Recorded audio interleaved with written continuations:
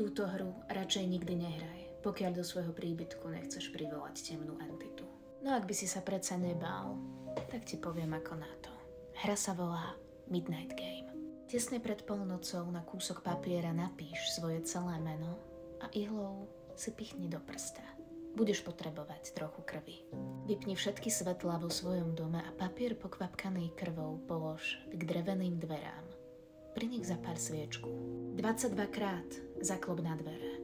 Posledné zaklopanie musí byť presne o polnoci. Potom otvor dvere, sfúkni sviečku a zavri dvere. Gratulujem ti. Práve si do svojho príbytku pozval Midnightmana. Od tejto chvíle sa ťa táto entita bude snažiť chytiť. Ty nesmieš opustiť dom, nechať sviečku zhasnúť a doporučujem nerozprávať. Ak by ti predsa len sviečka zhasla, okamžite vytvor kruh zo soli a ostaň v ňom až do 3:33.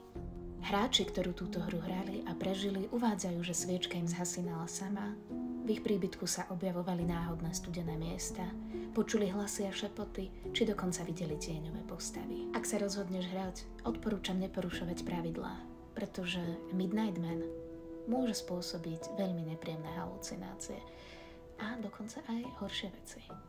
Tak čo? Zahráš si túto hru?